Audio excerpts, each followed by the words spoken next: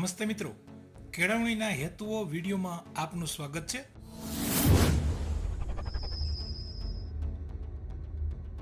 સૌથી પહેલા અગાઉની પરીક્ષામાં આ ટોપિકમાંથી કેવા પ્રશ્નો પૂછાયેલા છે એ જોઈએ. તો એમાં છે 2018માં આ પ્રશ્ન પૂછાયેલો હતો. કુદરત દ્વારા મળતી કેળવણી એ જ સાચી કેળવણી છે. આ વિધાન કયા શિક્ષણ શાસ્ત્રીનું છે? રૂસો, પેસ્ટ્રોલોજી, એરિસ્ટોટલ કે ગાંધીજી? તો જવાબ આવશે રૂસો. કેળવણીની સંકલ્પનાના આધારે શું સાચું નથી? 2018માં આ પ્રશ્ન પૂછાયેલ છે. એમાં ઓપ્શન છે કે આજીવન પ્રક્રિયા છે, અનુકૂલનની પ્રક્રિયા છે, આર્થિક સદ્ધરતા વધારવાની પ્રક્રિયા છે કે સંસ્કારની પ્રક્રિયા છે? તો આમાં જવાબ આવશે આર્થિક સદ્ધરતા વધારવાની પ્રક્રિયા છે. એ સાચું નથી. કેળવણીની ત્રિધ્રુવી પ્રક્રિયાને બહુધ્રુવી પ્રક્રિયામાં ફેરવનાર શિક્ષણના સ્તંભોની સંખ્યા કેટલી છે? 2018માં આ પૂછાયેલ છે. 2, 3, 4 કે 5? તો જવાબ છે 4. કેળવણીનું વ્યક્તિલક્ષી કાર્ય કયું છે? ઉત્પાદક નાગરિક બનાવવો, 21મી સદીની અપેક્ષાઓનું ચિત્ર, વસુધૈવ કુટુંબકમ કે ભારતીય સાંસ્કૃતિક વારસાનું સંરક્ષણ? 2019માં આ પ્રશ્ન પૂછાયેલ છે. તો એમાં જવાબ આવશે ઉત્પાદક નાગરિક બનાવવો. વ્યક્તિલક્ષી કાર્ય એટલે વ્યક્તિગત ધ્યેયમાંથી આ પ્રશ્ન પૂછાયેલ છે.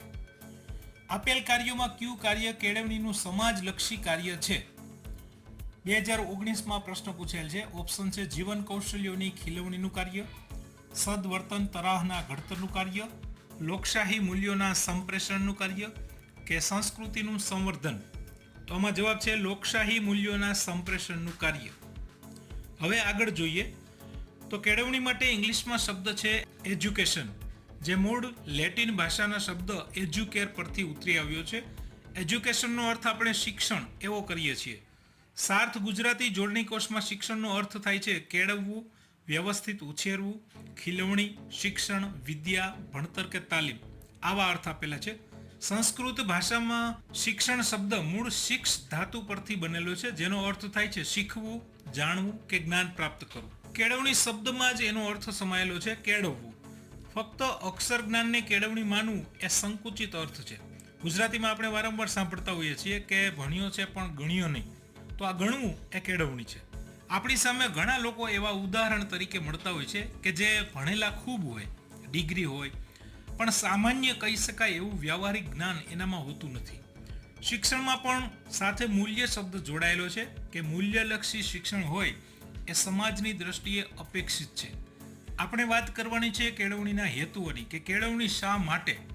તો પરીક્ષાના સિલેબસમાં કેળવણીના મુખ્ય 3 હેતુઓ આપેલા છે: વ્યક્તિગત હેતુ, સામાજિક હેતુ અને વિશિષ્ટ હેતુ. તો સૌથી પહેલા જોઈએ વ્યક્તિગત હેતુ. એમાં જે હેતુઓ છે એમાં એક છે વ્યક્તિના વ્યક્તિત્વનો પ્રસન્ન અને નિર્બાધ એટલે કે સતત વિકાસ કરવો. હવે સામાન્ય રીતે વ્યક્તિત્વ એટલે ગુણોનો સમૂહ એવું કહેવાય છે.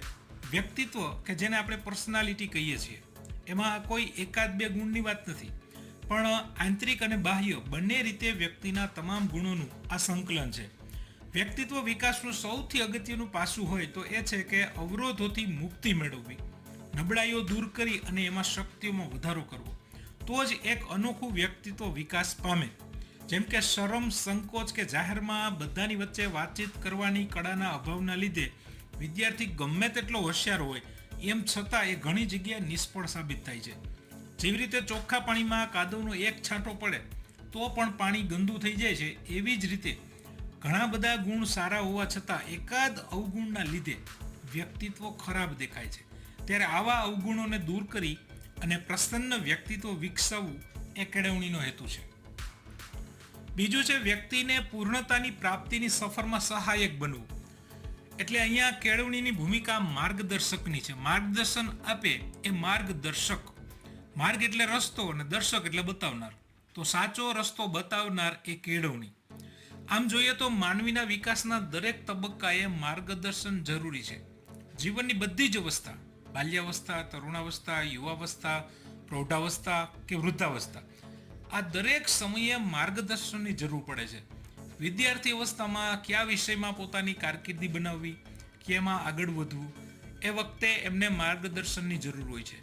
વ્યવસાયમાં જોડાયા પછી પણ એ વ્યવસાયની સાથે ડગલે ને પગલે અપડેટ રહેવા માટે સતત માર્ગદર્શનની જરૂર હોય છે. બીજું કે માનવીની જરૂરિયાતો અનંત છે, આપણે પણ જાણીએ છીએ. એ સતત ને સતત વધુ મેળવવા માટે ઝંખના કરે છે અને પોતાની ઈચ્છાઓને પૂરી કરવા માટે સતત પ્રયત્નો કરે છે.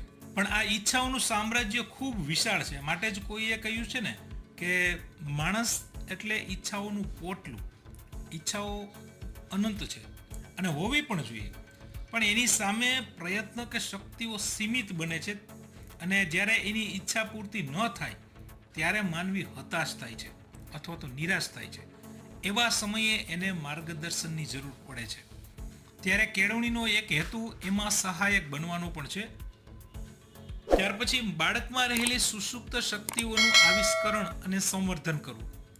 ગાંધીજી પણ આને જ કેળવણી કહે છે. ઘણીવાર એવું બને છે કે આપણામાં કઈ શક્તિ પડેલી છે એની આપણને પોતાને જ ખબર હોતી નથી. એવા સમયે કેળવણી આ કામ કરે છે. વ્યક્તિમાં પડેલી સુષુપ્ત શક્તિઓને ઓળખી અને બહાર લાવવા એને તક આપે છે, નવી દિશા આપવાનું કાર્ય કરે છે. રામાયણનો એક પ્રસંગ આની સાથે બંધ બેસતો છે કે સીતાજીની શોધમાં હનુમાનજીને મોકલવાની વાત આવે ત્યારે હનુમાનજી પોતાની શક્તિથી અજાણ હોય છે.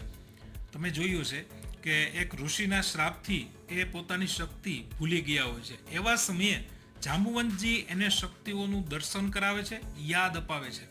તો આવી રીતે કેળવણીનો એક હેતુ આ પણ છે. નેક્સ્ટ, બાળકનો શારીરિક, માનસિક, સાંવેગિક અને આધ્યાત્મિક વિકાસ કરવો. કેળવણી એટલે માત્ર પાઠ્યપુસ્તકનું જ્ઞાન જ નહીં કે જેમાં ફક્ત ડિગ્રી મળે, પણ કેળવણીનો એક હેતુ આ પણ છે કે એનો શારીરિક વિકાસ પણ થાય, માનસિક વિકાસ પણ થાય, સાંવેગિક વિકાસ પણ થાય અને આપણી જે સંસ્કૃતિ જેની સાથે જોડાયેલી છે એમાં આધ્યાત્મિક ક્ષેત્રે પણ એનો જરૂરી વિકાસ થાય. વ્યક્તિને પરિસ્થિતિ સાથે ઉત્તમ અનુકૂલન સાધનાર બનાવવી. આપણે જાણીએ છીએ કે દરેક વ્યક્તિના જીવનમાં અનુકૂળ કે પ્રતિકૂળ પરિસ્થિતિઓ આવતી જ હોય છે.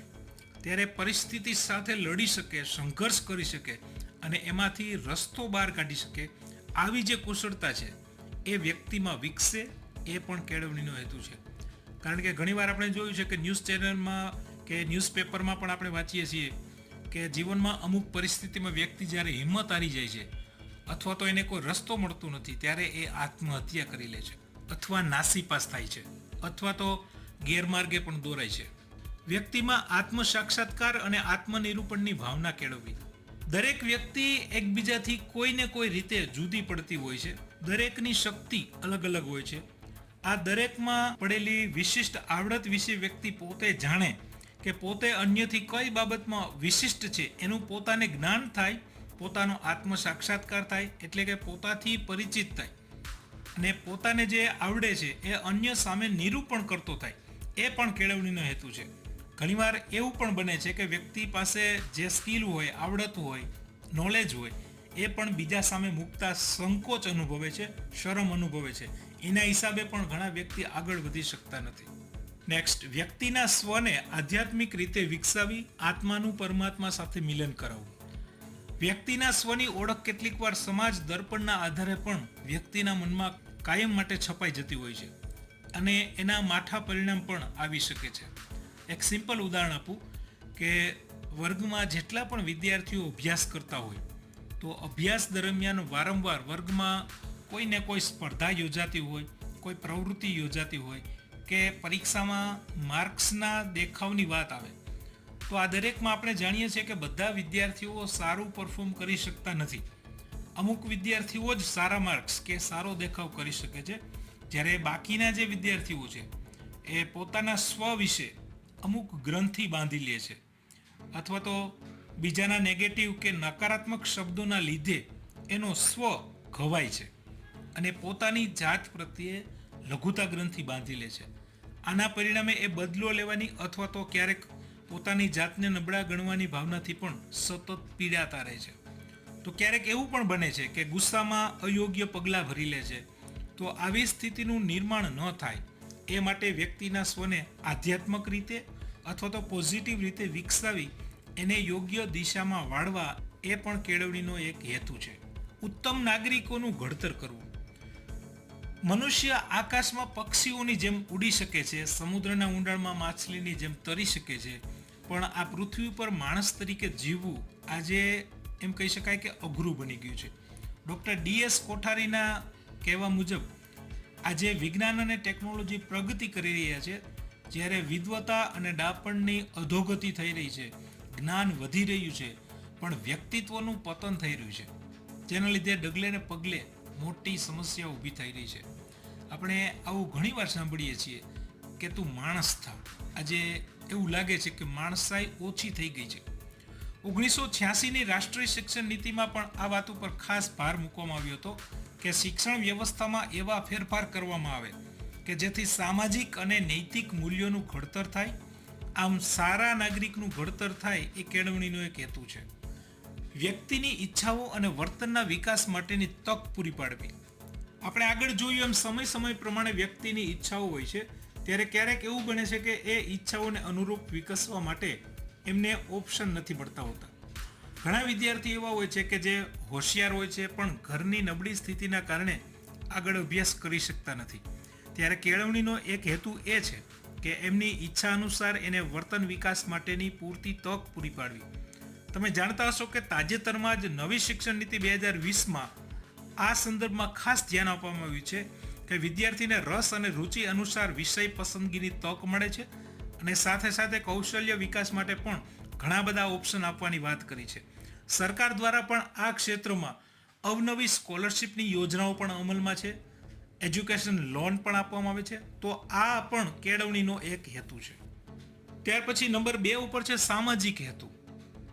વ્યક્તિ અને સમાજ એમ કહેવાય કે એકબીજાના અભિન્ન અંગ છે, અલગ નથી, બંને જોડાયેલા છે. વ્યક્તિ સમાજમાં જ જન્મે છે, જીવે છે અને મૃત્યુ પામે છે.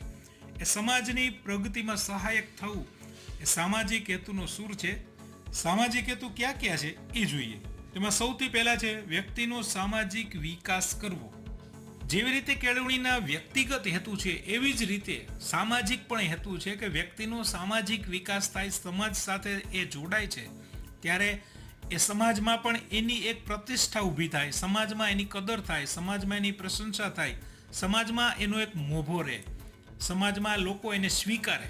ત્યારે જ વ્યક્તિ પોતાની જાત પ્રત્યે પણ એક સારી ભાવના કેળવશે અને એ આગળ વધી શકશે. માટે વ્યક્તિનો સામાજિક વિકાસ પણ ખૂબ જરૂરી છે. કેળવણી દ્વારા માત્ર વ્યક્તિત્વનો વિકાસ નહીં, પરંતુ સામાજિક શ્રેય પણ થવું જોઈએ.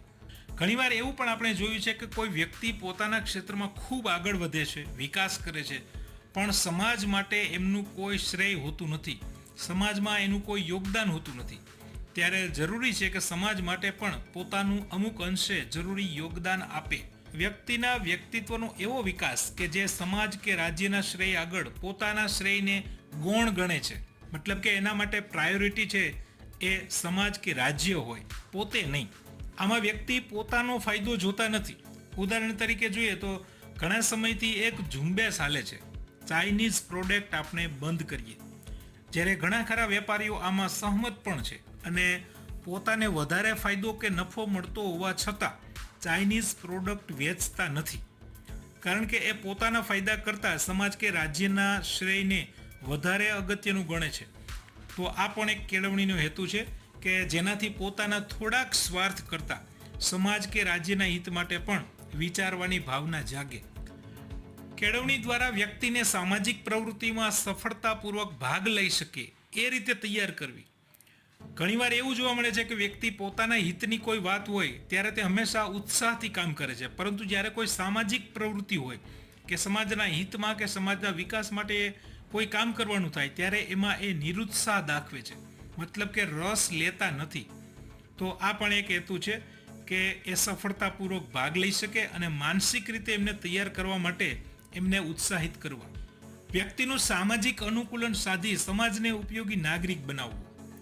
દરેક વ્યક્તિ પાસે કોઈને કોઈ સ્કિલ, કૌશલ્ય કે આવડત હોય છે, ત્યારે પોતાની પાસે જે કંઈ છે, જે રીતે સમાજને ઉપયોગી થઈ શકે એ રીતે સામાજિક અનુકૂલન સાથે અને સમાજમાં પોતાનો યથાઉચિત ફાળો આપે અને સમાજને ઉપયોગી નાગરિક બનાવવો એ પણ કેળવણીનો એક હેતુ છે. વ્યક્તિમાં સામાજિક કાર્યદક્ષતાનો વિકાસ કરવો. ઘણીવાર એવું બને કે વ્યક્તિ સામાજિક કાર્ય કરવા માટે તત્પર હોય, ઈચ્છા હોય, તક હોય, પણ એનામાં આવડત ન હોય. કાર્યક્ષમતા ન હોય તો પણ એનો કોઈ મતલબ રહેતો નથી. ત્યારે કેળવણી એ શીખવે છે કે આવા સામાજિક કાર્યોમાં લીડરશિપ કેવી રીતે લેવી, કાર્ય કરો કે લોકો સાથે રહીને દરેકમાં રહેલ યથોચિત કૌશલ્યનો ઉપયોગ કરવો અને કાર્ય કેવી રીતે સારી રીતે પાર પાડવું.